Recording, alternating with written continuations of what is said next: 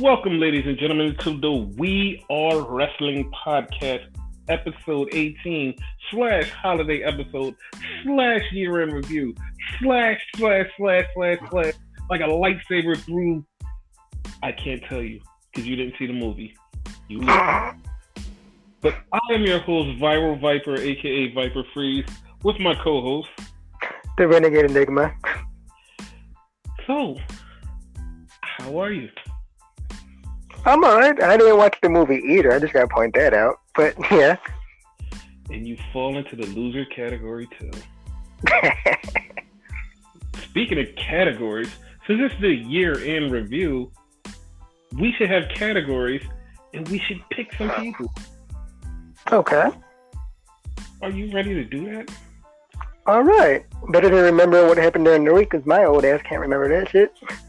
Well, there's no need to because all of it was taped already and it's on tape delay and it's all spoilers. So everything that happens, we've either covered it or it doesn't matter until the new year.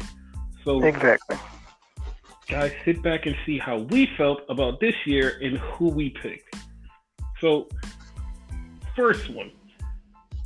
Who are some of your picks for Talker of the Year? Talker of the Year?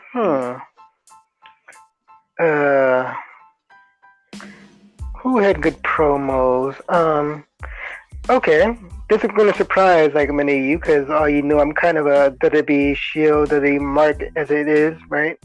But it's not a WWE person I'm picking first. My first pick is going to be MJF. For a total rookie, he's like a great heel. He's going to be a major star 5-10 years from now. Dude, I totally picked him too. His fucking promos are fucking amazing. See, this is why I wanted to like review it before we started, but okay. So we wouldn't have the same picks. Okay. It's not like we can't have the same picks. And yes, we're discussing show business during the podcast. Yes, we can have the same picks. It just means that person validated even more in both of our eyes. Yeah.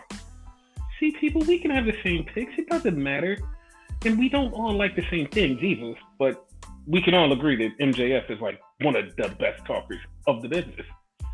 Because we first saw him, I want to say House of Hardcore. Yes. And this motherfucker, like, he was a sidekick at first. And dude, I don't even remember his fucking friend's name, but he was a fucking sidekick. Exactly. He overshadowed the other guy, so like, what the hell? Yeah, and it was like, what the fuck? Because we were like, MJF, who the fuck is this motherfucker? Like, what the hell? Yes. Like, it was like, he was just so random. Dude, they did a scene where these two guys was in a bathroom and it got really subjectual. And it was like, yeah. It was like, this is hilarious. But at that time, we was like, we have no idea who MJF is. We're not even getting on his bandwagon. But every week he was just on House of Hardcore with these backstage skits, and it was like, dude, it's kind of entertaining. And you know where he really started to get his shine? MLW, in my opinion. I don't know about you. That's exactly where he started it. When he showed up at MLW, that's when we started to recognize, like, there's something there. Mm-hmm. And like when they signed him to AEW, we said the same thing. Was like, yo, he's gonna be a fucking star. Exactly, especially after his heel turn backstabbing Cody right now. Like that's gonna lead into something major. Yes, like I swear he's gonna be champion by the middle of 2020. Seriously, he's technically kind of sort of a champion right now because he has that bullshit ass ring. So, are you considering that a championship, or like is that just a secondary, just like something? To me, I'm considering a championship. Just my personal opinion, because it's kind of like the Battle Bowl ring when like they like kind of like the end of it and whatnot. When like Diamond Dallas Page won it, and initially he never got his like title shot. I'm considering it like that. You know that whole thing was exactly like Battle Bowl. Yeah, pretty much. That's why I consider it. Yeah. It should have just been a little bit more lethal. Yeah. But yeah, MJF is our first pick. Is talk of the year. Who else do you have? Your turn, because I picked one guy. So Okay, this is not going to shock anybody. Also, staying with the AEW thing, Chris Jericho. oh my God, yes, I agree with that. Dude, I know that we have been saying like it's been a lot of hit or miss with AEW, but the one thing that's always been a hit, Chris Jericho on the mic cutting a promo, always a fucking hit. He smashes out of the park every fucking week. Jericho is the man. Basically, like he's basically the only consistent thing on there for me, in my opinion. Yeah. Okay. Like, yeah, I agree with that. Yeah. Like, we're kind of just spitballing because I really didn't put too much thought in this and whatnot. So, like, I agree with that. So, he can probably go on my list too. I guess it's my turn now, right? Yeah, sure. Again, and which is really ironic because I want to say we shitted on AEW this whole year, right? Yep. My next one is also an AEW star, Cody Rhodes. Cody can cut some fucking promos. I totally agree, and I'm putting him on my list too. But yeah, Cody can cut some fucking promos. Cody is like, he'll say some shit, and you'll just be like, oh my God, I care. But then you realize you don't care because he's getting screwed in the end. Like that whole thing with him and Jericho. Everybody was getting hyped and believing that he was going to actually beat Jericho. Every promo he came out and cut was so passionate and so, like, it just had so much heart and fire. And it was like, yo, I believe he could win. But deep down in the back of my mind, it was like, it's no way you're going to win. This is fake. But he made you believe, like, with your whole heart, except for that little piece, that he was going to do it. And then even when he cuts promos for AEW, talking about how they came up and everything, you're like, Jesus Christ, like, I feel this. Like, it's something he has. I don't know what it is, but it's something he inherited from his dad that is just like, holy shit. Like, he cut some fucking great promos. He kind of made me like care about these new guys. Well, technically new guys, because one of them we know from Impact Wrestling, Butcher and Blade, and whatnot. Like this whole feud with them, like his promo on them, kind of made me care about them a little bit. Exactly. See, like it's just something that he does. It's like I don't know what it is that he connects with the fans, and it's like, yo, we believe in Cody Rhodes. And his brother does the same thing, like when he really gets into it. So yeah, when he gets into it. But this is Cody cutting a promo for anything. Like he's just all in it. No pardon the pun, but like it's just something about his like delivery, his timing, his verbiage. Just like something he does is like, holy shit, Cody Rhodes is fucking awesome. Cody could do a promo on a ham sandwich, inside joke, and you know what I mean? Like it would be the greatest thing ever. It would. It really would. But yeah, I guess like that's all three of ours, right? That's all three of them. Okay. Now I know that we're gonna have a fucking all-out discussion on this one, because what about the tag team of the year? How do you feel about tag team? Tag team. I would have to put very first, because they've been consistent in the way like all the companies they've been in. Like they put out like phenomenal matches. They even made me like they initially were the ones that made me interested in Impact Wrestling. And I'm gonna have to go with formerly known as LAX, the second coming of LAX, Santana and Ortiz, or what are they called? Pride and Powerful right now. Pride and Powerful. Yo, I agree. They're on my list. By the way, people, like we're just like spitballing this, not no particular order. So yeah, these are in specific order, but yeah, like they're on my list. Like they are really fucking good. And it's a shame that I didn't give them enough attention to like. We just happened to catch Impact Wrestling because we're Impact Wrestling fans, but it was a time where we just gave up on Impact because they doing so much stuff. But when they did this resurgence of Impact, we was like, all right, we're gonna tune in and give them a shot. And we was like, oh shit, Santana and Ortiz is still here.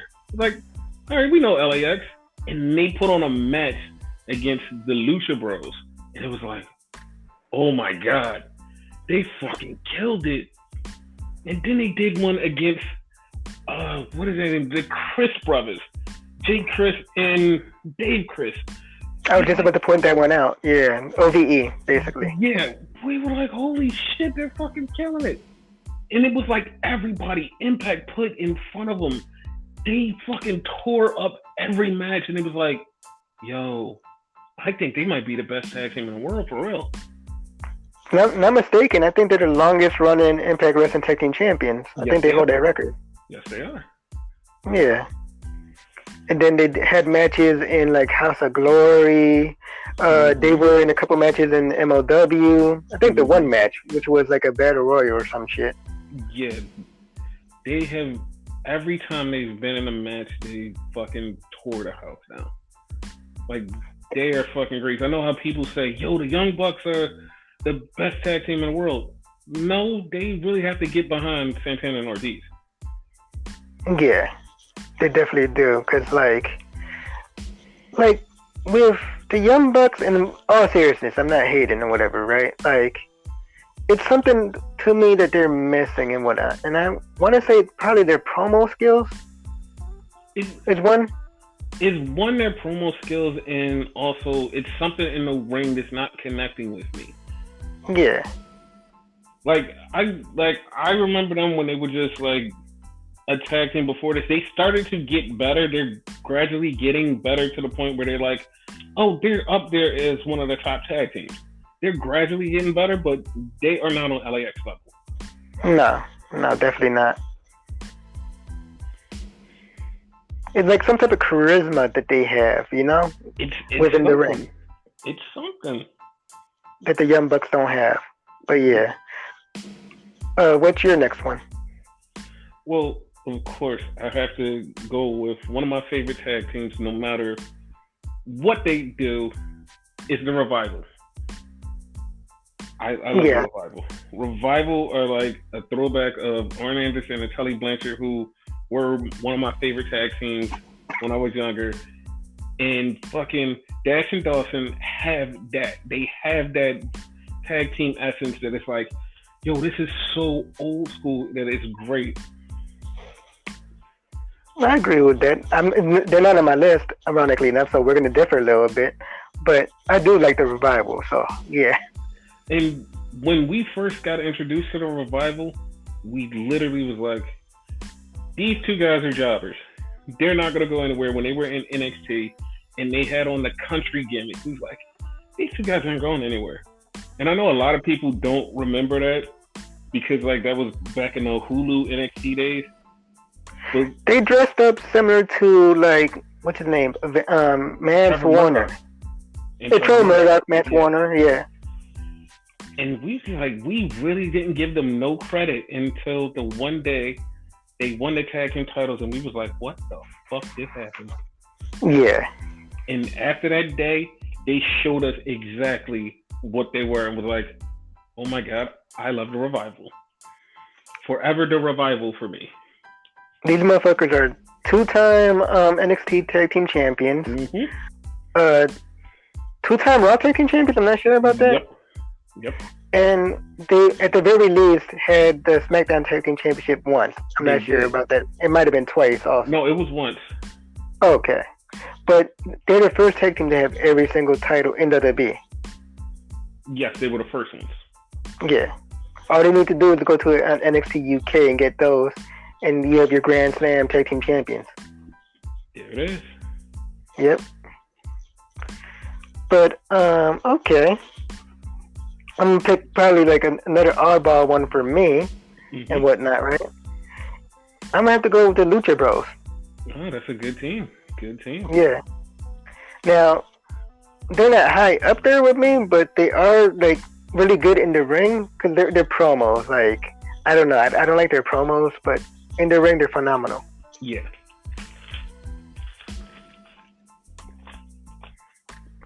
That's all you're gonna say about them? Yeah, like I thought you were gonna add something else to it, but yeah, that's all I really got to say about them. Oh. So it's my turn with the pick. Yeah.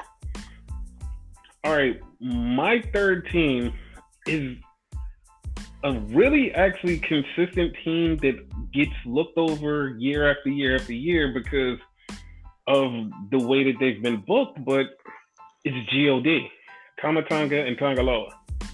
And they're mine too. Yeah, like the reason I say that they get looked over is because for some reason parts of New Japan's tag league and tag team division gets really boring and repetitive. But no matter how boring and repetitive it gets, Tama Tonga and Tangaloa, once they're in the ring kicking ass, it's like, holy shit, these guys are really fucking good. And they gel together and they just have this energy and charisma. And they are fucking awesome. And Tangaloa away from being fucking Camacho. Yes. I can say that. Yes. And Tama Tonga cut this promo that sticks out to everybody from the day that he cut it. When they won the ROH tag titles earlier this year, and he said, "Fuck ROH." And to this day, it is still the best promo because he said, "Fuck ROH." Yes. I totally agree with that. I actually was going to point that out myself. With him throwing the belt, whatever, which I think he actually broke the belt when he threw it. Yes, he did. Like, he tossed that motherfucker on the wall. Like, damn. That shit was fucking awesome. Yes. So, like, they're on my list, too. Just for the promo, I'm not a big fan of New Japan Wrestling or Ring of Honor. I'm a bigger fan of New Japan, of course. Mm-hmm. But, like, the little bit I see of them, like, they're going to be even bigger. You know what I mean? Like, once they're, like, get to go to other places, too. You know what I mean? Mm-hmm. Not that New Japan is a bad thing. It just, like, you know, not too many people could watch them like that. Because, like, I can't watch them. I only watch them on YouTube and whatever. Right. Maybe there is a way, but, you know, I'm not willing to pay for, like, New Japan World or something, you know? Yeah, New Japan World is the best way to look at them. People, is only like $9. Yeah. But Tama Tonga was actually teasing a little bit online this week about leaving New Japan and going somewhere, but I don't know if it's true, but he just was teasing. Yeah. So we'll see what happens.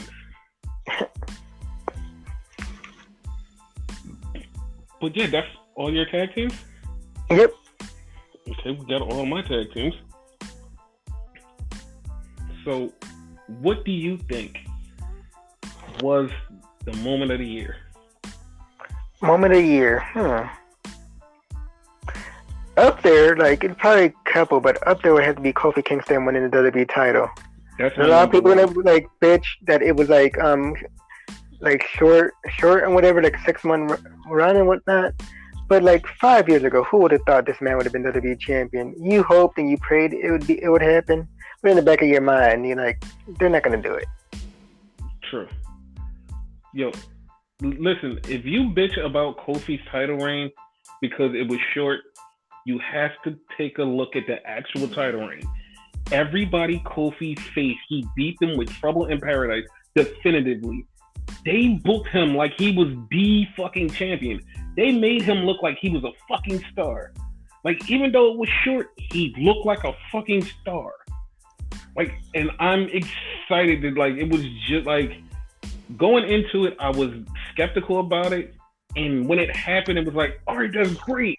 And then all I kept saying was, they're going to make him lose the title really soon.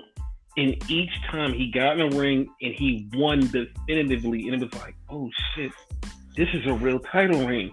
They're treating this real. It, like, that moment, like, was special. It was special. Especially I thought Dolph was gonna beat him at one point. Yeah, but especially for me as a black man, seeing a black WWE champion was like, that's pretty awesome. Yes. So yeah, your turn. For moment of the year, Well, Return of Sasha Banks. Oh I, yeah, I put that on my list because honestly, everybody didn't know what was going on. We thought she was leaving, thought she was gone. She's she's one of the best female wrestlers in the business, and it was like, yo, she leaves WWE and goes to AEW. We don't know what's like. We don't know what's gonna happen, and it was like she was leaving, and then she surprised us and came back, and she turned heel, and it was like, yes, that's the moment. Like I literally was standing on my bed because that moment, it it shocked me and it gave me all the feels. It definitely. it was just something about it. But yeah, I put that as one of my moments of the year. You know what? I'm gonna put it on mine too because like the point there, like we didn't even know what was going on, and we tend to know these things, but Exactly. it confused us. So yeah, like that's on mine too. Yeah. Uh, correct me if I'm wrong, right? Mhm. Because again, memory lapse and whatever. I'm old, y'all. Um, did Adam Cole debut this year? No, no, no. That was 2 years ago. 2 years ago? Okay, never mind then. Um, you know what? Even just because it was recent and whatever, and it Mhm. sticks out in my mind, and she done so much and whatnot, right? Mhm. Rhea Ripley winning the NXT Women's title. That was a great moment. That was a Yeah, good moment. Like that was she, that was just last week, if I'm not mistaken. But like, we're gonna hear about that for a while. You know what I mean? So yes, and especially like that scene where she's standing in the ring with everybody filling the ring, lifting her up. That was hmm a that was a big moment for everybody. That's a big moment. yep, yep. She finally beat Shayna Baszler and whatever, which we thought was gonna like go like undefeated. So that's the thing. Right. My last moment, it happened in New Japan. Even though unfortunately it didn't go anywhere, quote unquote, yet. I'm still holding out hope. Was when Kenta beat up Shibata and Shibata came back and whooped his ass. He beat the living shit out of Kenta. He beat up God, beat Bad Luck Fale. He fucked them up, and everybody thought Shibata would never get back in the ring. He got back in the ring. He kicked some ass, but then he got beat up. It wasn't a match. It was just like a little brawl. I'm still holding out hope that January 4th or 5th that he would show up and take Goto's spot and fight Kenta at the Tokyo Dome, which would make me. I think I would lose my shit, and that would be my moment for 2020. But nevertheless, that was one of my moments for 2019. I ain't gonna lie, I popped for that too, cause like my knowledge of New Japan Pro Wrestling is like scarce if anything. Mm-hmm. But I know him. Like I forget his name here and there, so my nickname for him is Headbutt Guy. 'Cause if you don't know, he literally headbutts people and like fucks himself up. That's the reason he retired for a while, which, as he said, he might be coming back. So yeah, like I even as Vic, I'm like, yo, is that Headbutt Guy? He's like, yeah. Oh shit, he's back. Like I popped. So See, so yeah, that was a good thing. you got any more moments? Oh, I thought I was done. Okay. Um, let me see. You know what? Kind of just because I've always liked this guy, and it seemed like he's like a top star now. Like everyone loves him. The Fiend, Bray Wyatt. Okay. His whole like return, debut, and whatever, starting with the Firefly Funhouse, like all that stuff, like he's finally getting the respect he deserves and whatnot. I know he was WWE champion as, you know, man, the Bayou guy and all that, but like it was short lived, and like not that I'm comparing by short lived, but still it was. This title run I think is gonna last a little while longer. And he's a freaking monster right now. Yeah. So yeah, I agree with that. Yeah. So, okay. We have a category called Fumble of the Year. And it's like, who fucked up really huge this year? And I probably can tell you, I could count on probably all my hands that every one of them I think is going to be in WWE. So I'm going to start off first. Okay. Just piggybacking off of what you just said about The Fiend, Hell in a Cell. Oh yeah, that was a fuck up.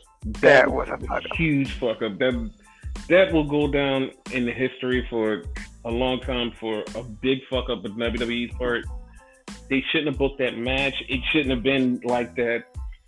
It was a fuck up. I'm putting that as my number one fumble of the year. Okay. Question.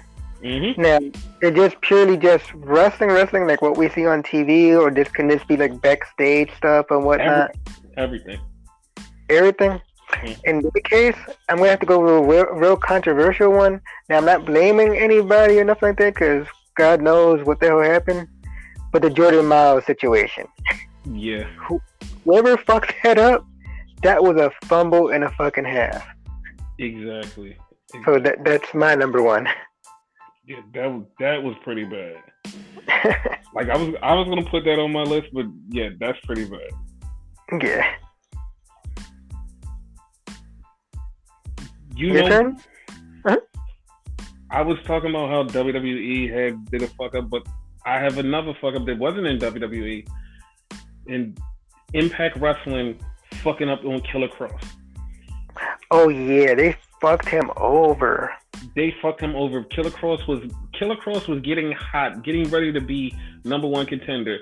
What did they do? Because he wouldn't bleed for them in one match, because he didn't feel safe, they iced him. They literally iced him the rest of 2019, and that happened in fucking May. They iced him the whole fucking rest of 2019. And they were even trying to pull him out of AAA stuff. It was like, you can't even wrestle in AAA because we don't want you to wrestle there. And it's like, dude, like, why? Like, he wanted to protect himself. They iced him out. They just released him, and now he's a free agent. Finally, like, at the last fucking second of 2019, they say, all right, you're free. I'm like, dude, like, come on, man. Like, that fucking sucked. Like, he was so good. It fucking sucked. Yeah, I totally agree with that. Okay. Another moment, right? And I'm gonna go with a recent one. This whole AEW debacle with the fucking botch. Oh man, that is like, I know what dude was going for, but that was bad. What makes it worse? Like, if it was like an established company, like for years and whatever, okay, I let it go and whatnot, because like one guy fucked it up. But this is a brand new fucking company. You know what I mean? You have to think strategically what you're doing, you know what I mean? You're at a quote unquote war, you know what I mean? Like, you can't just let anybody out there. I feel as if they let this like jobber out there and like he fucked it up. Basically, but what he said online was he was trying to not punch Dustin because he was bleeding. But it's like, dude, come on. Even Dustin was like, you could have at least tried to fake it out a little bit. Like, he was just hitting the canvas. He could have punched his own hand. Exactly. But I mean, he might have been new. We're not going to shit on the guy, but we shit on AEW for having it on camera. Yeah. So it was a fuck up regardless if it was him or like we blame the company, but it was a fuck up regardless. Exactly. So yeah, that's our fumbles of the year. Mm-hmm. Okay. Who do you think was the biggest losers of this year? Losers as far as in ring, right? No, losers as far as everything lost. Ooh. Like, you want to go? Because I have one. No, go ahead. Ring of Honor. A whole fucking company. Fucking lost. Just the whole fucking company. That makes me sad. Yeah, it's like it's not one person. The whole fucking company is just a fucking loss. Like, go ahead. I was gonna say that makes me so sad because I remember, like, I want to say we bonded over, like when we first became friends, we bonded over Ring of Honor, like how great it was. Like they had like Samoa Joe, CM Punk, the whole Code of Honor thing. Like we like fucked around with that shit and like, man. Yeah, because when we became friends, like Ring of Honor had just started. Like it was just starting out, and we used to watch it every week. And it was like one of our favorite shows, and we're like, yes, Ring of Honor is awesome. And to see what it grew up to be was like, oh, this is great. And to fall what it is to now, it's like, jeez, man. Jeez. It's really sad. Okay, to piggyback off of you, like you did with me earlier, right? Mm-hmm. Also Ring of Honor, right? Mm-hmm. How they, I guess, semi-hired Big Cass and Enzo, or NZO and Kaz XL, whatever the fuck they call themselves now, whatnot. Yeah. Do you know how many people hated that shit? Yo, like, the rumor is like New Japan actually doesn't fuck with them because of that incident. Yeah. That's like bad. you fucked up a good opportunity because they the only thing they had going for them was their association with New Japan. You fucked that up, so now you have nothing. Exactly. So that's fine. Yeah. Another, like, to piggyback off of that, I do have a WWE complaint. Okay. Fucking how they've been botching Raw. Like, they bought, like, Raw over the summer when Paul Heyman took over. Raw was becoming, like, a great thing again. It was like, oh shit, Raw's really good again. Like, every week we would come in like, yo, Raw's hot, Raw's hot. Then all of a sudden, it just descended into, hey, it's old school Raw like we were last year. It's like, no, dude, like we didn't want that. Like, you changed it up and made it good, and now it's back to nothing. Like, it was so much Paul Heyman was doing, and then like now it's over. So I'm gonna put Raw on that. Okay. My next one, right? Mm-hmm.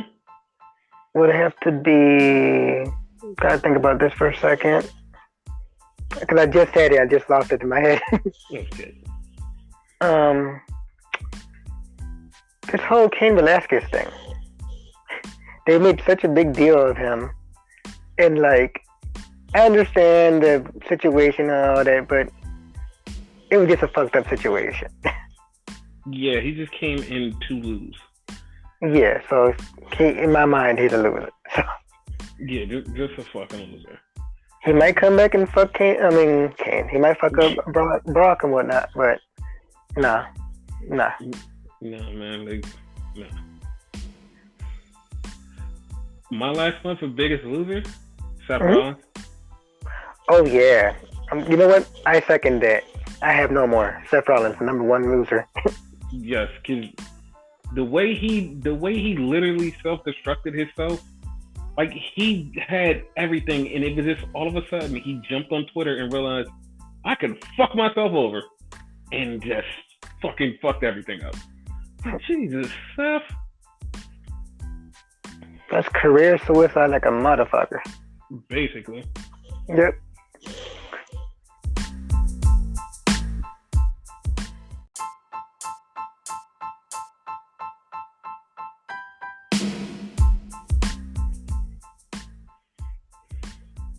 So, going off the Seth thing, who do you think best heel of the year? Best heel of the year? Once again, I have to give it to MJF. I agree. Yep. The second person I think of is also Chris Jericho. You know what? Yeah.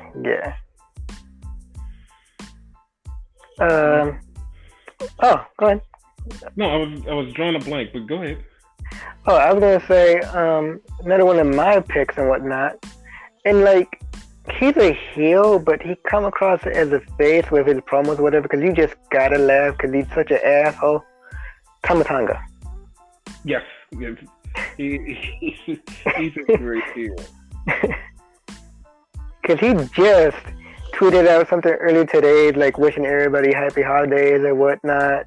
And it's the real him. Talk about he can't wait to like hug his kids and whatnot. And he's talking about giving the pipe to his wife. Like, yeah. Really, dude? Really? That is fucking hilarious. That is fucking hilarious. Like, wow.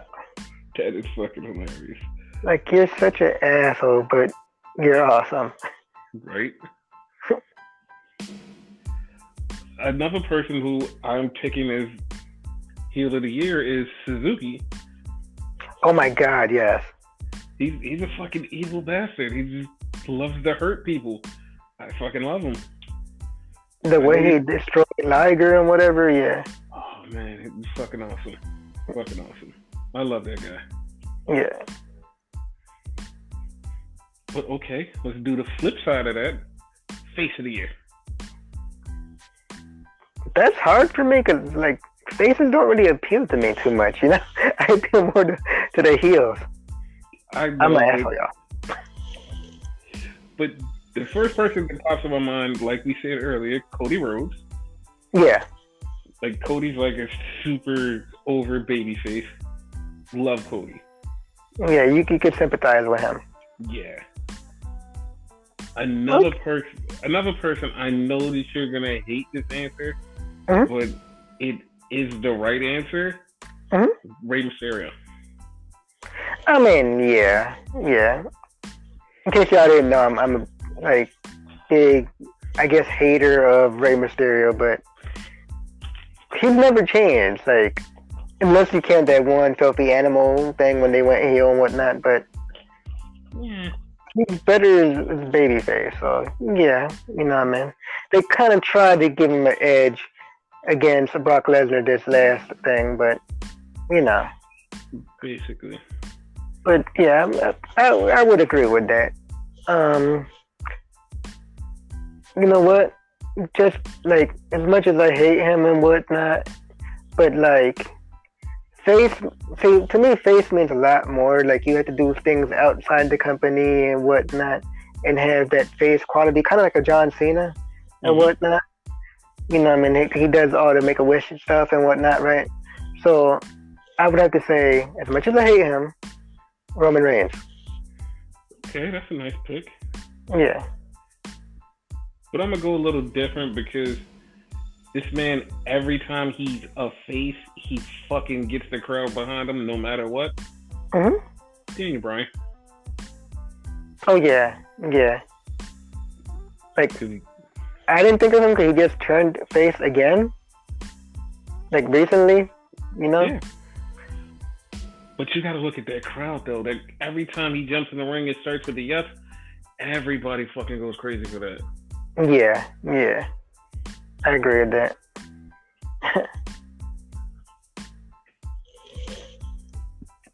But yeah, those are the picks, I guess? Yeah, those are the picks for the heel and the face of the year. Okay. Pay-per-view of the year. From every company. You can pick. Okay, from every company. Mind you, I don't watch like a lot of like pay-per-views and all that. But you know what was really good? And like, I'm trying to like stay away from WWE like that because I'm not trying to be a shill. You know what I mean? So I'm trying to be diverse.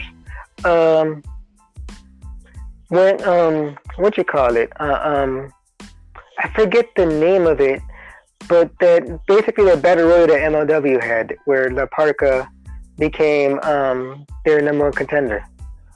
I want to call it Final Battle. It's not Final Battle. Yeah, that's a Ring thing. Yeah, I know exactly what you're talking about. And MLW has it twice. This is the second one. Battle Riot? Battle Riot, yes. Battle Riot. Yes, because Tom Lawler won one of them. Yeah, and that's how he became the champion. Yeah. If So I'm not, huh? if I'm not mistaken, that's how Parker got that title match against Samoa Fatu. Fatu, yeah, that's exactly how it happened. Shit, yeah. Yeah, so I really enjoyed that. Okay. My one is gonna be the best of the Super Juniors finals. That was when Shibata showed up. That's when they had the Liger versus Suzuki match, and also Will Ospreay fought Shingo Takagi in the main event. So all of those things on that card. Also, that's where fucking John Moxley beat Juice Robinson for the UF title. Like all of those things were on like one card. So it was like, oh shit, like that was a big card to me. So I'm picking that as one of my pay-per-views of the year. Do free pay-per-views count? Huh? Do free pay-per-views count? Yeah, they count. CEO. Yep, that was. Well, you mean Fighter Fest? I mean, it's kind of both, because like it originally was CEO, then they changed it Fighter Fest. Basically, it was like the video game / wrestling event that they had. Yeah, that was really good. Yeah. My other one is WrestleMania 35. Oh yeah, I gotta agree with that. Yeah, that was a really good one. That's on mine too. Okay, so that means I have one more pick. And my one more pick was Clash of Champions. Wait, no. Bad part. I was about to say bad part. I forgot Clash of Champions. No, it wasn't Clash of Champions. I meant to say Survivor Series. Survivor Series was awesome. Yes, yeah, totally agree with that. Because that's all we can talk about. Yeah, exactly. That Survivor Series was fucking awesome. NXT versus Raw versus SmackDown, perfect. And NXT won the whole shebang. Like, yeah. Yes, it was fucking perfect. Close second to that one, like a notable one would be NXT War Games and whatnot. Exactly. Yep. For this year, obviously. Yeah, I agree. I totally agree.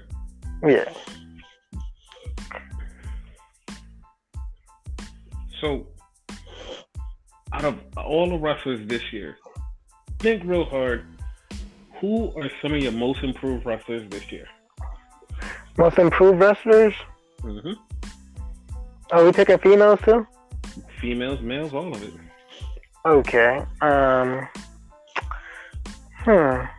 Go first, because like I can't think of anything off the top of my head real quick. Okay. The first person I could think of is Lance Archer. Lance Archer he used to be in WWE as Lance Hoyt. He came to New Japan, teamed up with Davey Boy Smith, and they were Killer Elite Squad.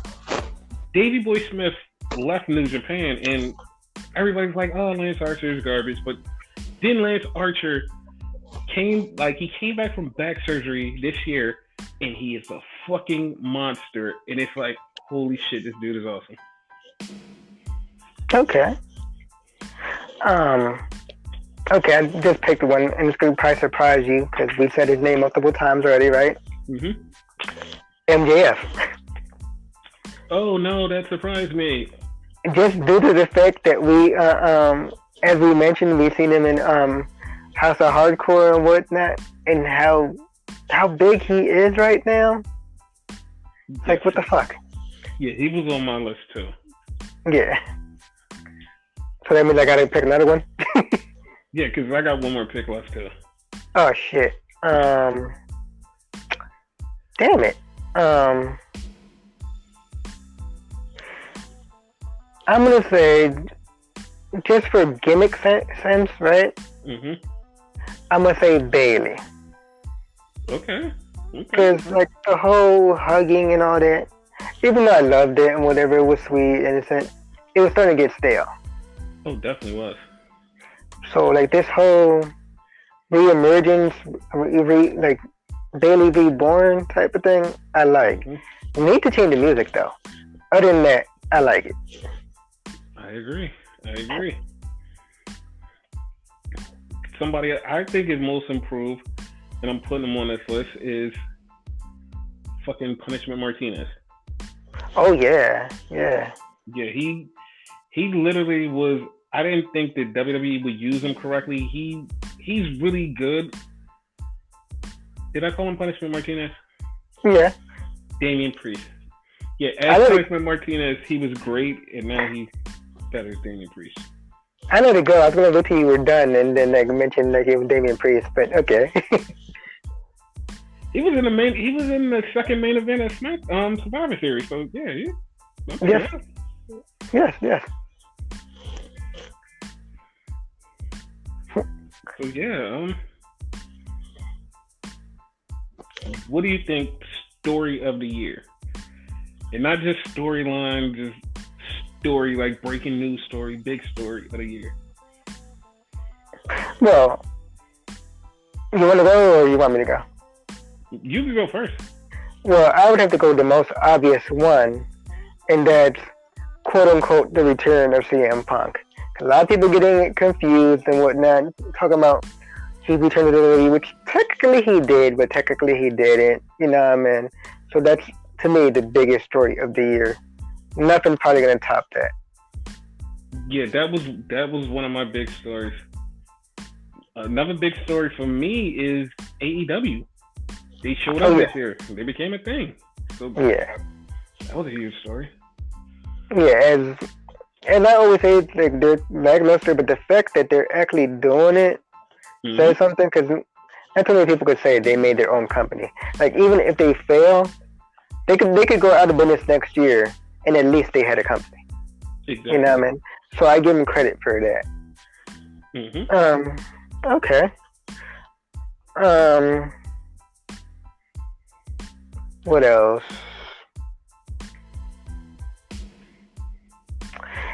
NWA having a resurgence and whatnot. That is a huge story. Like, we even came on this podcast, and when they said it was coming, we said, yo, we don't know if we're going to watch this. Is it going to suck? It's too much wrestling? We don't know. Yeah, too much wrestling. Billy Corrigan, or what's his name? William Patrick Corrigan, I think his name is now. Yep. Like, he was behind it and whatever, and I was kind of sketchy on that because, you know, you have somebody who's not affiliated with wrestling leading a wrestling company, kind of thinking like, kind of like a Dixie Carter and whatnot. Yeah. And we all know how that ended up, so. But all in all, like, NWA is like winding up really good, so good to them. Yeah. And it's funny you mentioned Dixie Carter, because on my story of the year is Impact. Okay, what about Impact? I know you said, what about Impact? Beginning of this year, no one really cared about Impact. We knew that they were doing stuff. No one cared. They didn't even really have a home. They jumped on Twitch. People start seeing the Impact product. Was like, oh shit, Impact is really good. Then they got their own channel. And it's like, Impact is slowly climbing back up to where they used to be as the number 2 company. Their story of how they just came from, you know, nobody cares about Impact. They're still TNA to, I think we should watch Impact now. Matt Hardy, a long time ago, you probably remember this, had a catchphrase that said, Matt Hardy will never die. That's the way I feel about Impact. As many times that they should have died, and they don't die. So Impact will never die. Never die. So yeah, that's another one of the stories. Yeah. Match of the year. Match of the year. Oh, there's been a lot. You want me to go first? Go ahead. I'm going to throw this out there because it was really good and it was innovative. And of course, it had to be the women. Sasha Banks versus Becky in the Hell in a Cell. Yeah. It's fucking awesome. Yeah, because they pulled up a lot of good shit in that. And when you start doing shit in the match that make me go, what the fuck are you guys doing? That's when you know the match is great. Because you literally said that shit too. Yep. Okay. I'm gonna say, and not just because it was a great match, which kind of was, but like the story behind it, because like I kind of like storytelling too when it comes to my wrestling. Mm-hmm. So the whole Kofi Kingston versus Daniel Bryan thing, everything he had to do to get there, then he finally got there, and then like the match itself and like how like the whole triumph behind it, that was special to me. That was a great match. Yeah. It's my turn. Uh-huh. Since I mentioned it before, it was a great match. Will Ospreay versus Shingo Takagi. It was an awesome match at the Best of Super Juniors final. Fucking awesome. Okay. I'm next. So, Impact Wrestling. Lately, they've been toying with having Tessa Blanchard be their main champion, their heavyweight champion, their men's heavyweight champion, by the way. So, her whole feud, and I'm not counting only one because they had multiple, and each one was good. Her whole feud with Sami Callihan. Oh yeah, so, those were good matches. You know, what I mean, it's probably a cop out because I'm saying every match, but you can't pick just one when it comes to that feud. Those were good matches. And we're about to have another one, so that's the thing. And this one's gonna be special for the title. So yes. Okay, so I'm next. Mm-hmm. Okay, so Okada versus Sonata in the G1. So the thing about this is a little story behind it. Okada, every time he wrestles Sonata, he beats Sonata. No matter what, he has beat Sonata over and over and over again. And he keeps saying, you can beat me, but you're just missing something. You're just missing something. And this one time in the G1, Sonata actually beat him. And Okada was shocked, and the crowd was shocked. It was a moment where everybody's like, oh my God. The bad part is they wrestled 4 times this year, which in New Japan, that's like an anomaly. But they wrestled 4 times this year, and that one was the match that stuck out because Sonata actually. Okay. Let me see. Okay. I'm not sure if it was this year. No, it wasn't this year. I was gonna say when Buddy Murphy won the Cruiserweight title. No, that wasn't this year. That wasn't this year, nah. Like, in my mind, I'm picking a Cruiserweight title match, because, like, yeah. Leo Rush and Angel Garza? No. Uh-oh. Even though that was great, I'm not shitting on that match. But when Leo Rush won the title, actually. Thank you for saying that, because, again, storyline and whatever. Not really storyline, but story. The whole story behind him, like, we thought he was gone, like, he can get fired, like, people hated him, all this backstage bullshit. And then he came back, and, like, he won the title, and everybody loves him, and he's so respectful, and blah, blah, blah, you know, like, it's like a triumphant story for him, you know? Yeah. That was pretty cool. Yeah. So now we're down to our final 3 categories. Okay. So let's start off with the suckier of the 3 categories. Best male wrestler of the year.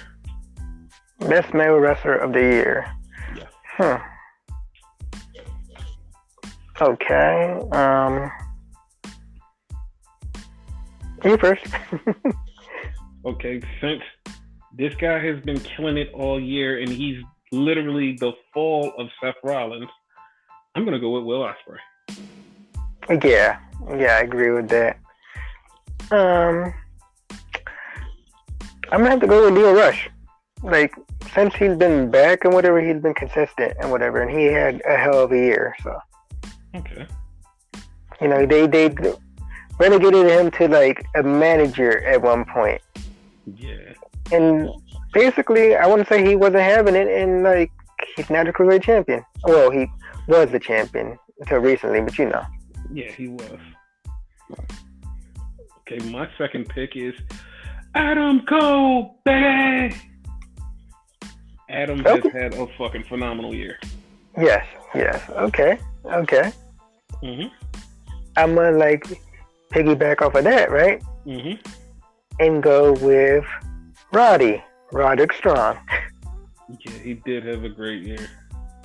Because at one point, like before he joined Undisputed Era and whatever, I thought he wouldn't be anything. And like at one point, I thought he was gonna get kicked out of Undisputed Era. And like he's doing really well for himself. I think eventually he's gonna take over Undisputed Era. To be honest with you. I agree with you. I agree. So yeah, Roddy is up there. Okay. My last but not least, one of my faves, Keith Lee. Oh my God, Keith Lee, yes. I'm gonna put him in my mind too, just because, yeah. Like he's phenomenal. When you first introduced me to him, it's like, what the fuck? Yeah. And the funny part is we actually thought they weren't gonna do nothing with Keith Lee. But they did. They really did. I believe you told me backstage rumor is that Vince loved this guy, so yeah. Vince is a huge Keith Lee mark now. Yeah. Now, oh yeah. Now out of those categories, this one is really hard because women have been killing it all fucking year, and they have been the spotlight of a lot of shit. So, who do you think? Becky Lynch. He went with Becky Lynch. That's my first pick is Tessa Blanchard. Okay. Tessa's badass. I was kind of scared it was this was just gonna be WWE centric. Glad it wasn't. So. No, this is everybody. Yeah. Who else you got? Just because like I see something in her, and like you could totally take that sexual. I don't care, but she's in AEW right now. She was in, I want to say, What Culture Pro Wrestling? Yes, she was. And like Stardom. And Stardom too. You knew where I'm going, right? Uh-huh. I'm going with the Bea Presley, however the fuck you say it. Okay. I love the whole gimmick, whatever. Because when I first saw her, she didn't have that gimmick, so I love the gimmick. So. Yeah, she's gotten a lot darker since she's been in Japan. And speaking of Japan, Io Shirai is my next one.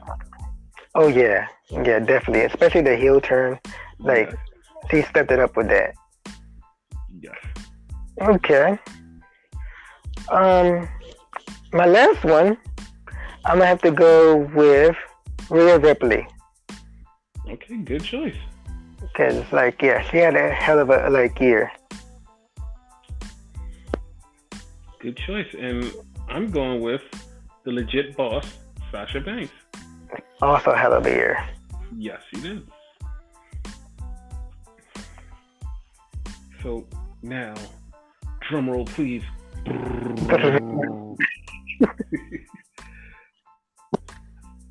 Superstar of the year. Not just a WWE superstar, but superstar as the whole entire wrestling world of the year. Heel, face, male, female, it doesn't matter, right? Yes, doesn't matter. Once again, right? To no one's surprise, MJF. I love this guy. Okay. I'm gonna pick Will Ospreay. Okay. He's had a hell of a year, so. Yes. We're just picking one, or we're still going? No, we're going with three. Oh, okay. Cool. Kofi Kingston, because he became WWE champion this year. A great one. Jay White. Yeah, also great. Jesus Christ, I can't believe I even put him in my heel. um, Sasha Banks. Great one. Tessa Blanchard. Yes, yes. So yeah, that's all of our awards for this year. And this went a lot faster than I thought it would. We're like over like an hour, but still, I thought it would be a lot longer. Wait a minute. I have one cliffhanger for us. Are you ready? Okay, go ahead. We're going to do 3 out of the box awesome predictions for next year. Okay. 3 predictions. What's your prediction? Oh, just random? Random 3 predictions. Okay. 1, Tessa Blanchard is going to become the Impact Wrestling champion. Okay. I don't know if that's going to happen precisely next year. Well, it's going to have to because we're already weeks away. So obviously it's going to be next year. Another one's going to be Daniel Bryan's going to be a top champion, whether it be WWE champion or Universal champion. Probably Universal champion. That's 2 I'm picking right now. I'm trying to think. You go pick 2.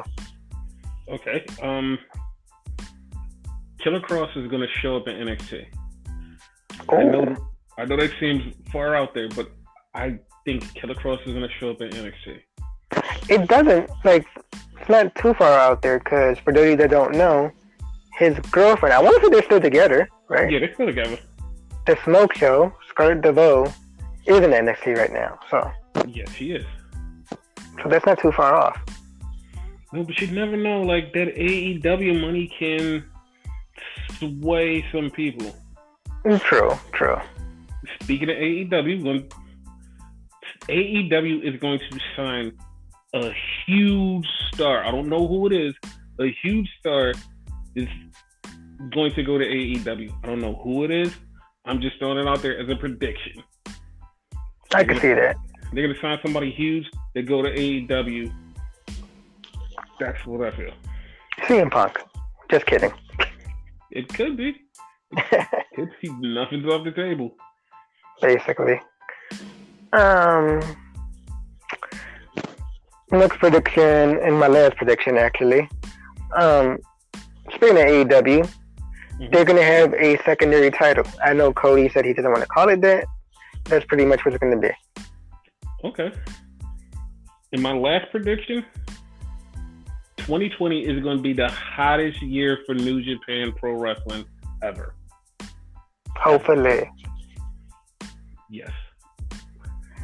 Because, like, the sad part about New Japan is, like, ever since the quote-unquote elite left, like, people forgot about New Japan. And that pisses me off. I'm not going to get into it on the show, but that pisses me the fuck off. Nah, like, I'm not trying to set you up. I'm just, like, stating the obvious. Because me not being a huge fan of it, I even notice it. You know what I mean? Yeah. Like, and I still keep my eye on it. Like I said, I'm not going to spend money on them. And I never have, not even when the elite were there. You know what I mean? But they have lots of talent there. Amazing talent. Yeah, like, Will Ospreay is amazing. Like, you heard Vic mention him like a million times, so. Yeah. And then Ibushi, that's another one that I don't think we mentioned once on here. No, we didn't. No, like, yeah, Kenta doing real great over there. Yes. Kenta is formerly Hideo Itami, for those that don't know. I know he didn't do anything in WWE, but he's great here. Yes. G.O.D., yeah, so. And Jay White, yes. Very sorry that I left off the heel, my top heel, because he's just out of my mind. Sorry, Jay. But yeah, like, I agree with you. New Japan has to come up. One notable thing I have to mention, right? Mm-hmm. Like notable mention. Ring of Honor is gonna die in 2020. Yeah. Yeah, that's gonna be sad. Because in order for companies to come up, companies have to die. For instance, correct me if I'm wrong again, right? I mentioned What Culture Pro Wrestling, right? Mm-hmm. They were, and damn, I forgot their newer name. Defiant. Defiant Wrestling, yes, thank you. Didn't they die this year? Yeah, they're going. Yeah, rest in peace, Defiant Wrestling. A couple other companies died too, but that's like the main one that I watched. Wrestle Circus died. Wrestle Circus, yes. Yeah. So yeah, there's gonna be more casualties, as it were, because this is quote unquote a war, and yeah, that's the thing, you know. So wonder for companies to come up, companies have to go down. It's just simple as that. Exactly. Now, whether or not like the top three, I guess right now, which is gonna be Impact Wrestling and AEW, New Japan there too, but New Japan to me, I don't believe it's worldwide. Like you have to be a wrestling fan to know about New Japan. Not too many casuals know about New Japan, in my opinion. Yeah. Well, that's kind of true. They more knew about it when the Elite were there. But yeah. Like I said, I'm not gonna get into that. But like to be like the top, casuals have to know about you. You know what I mean?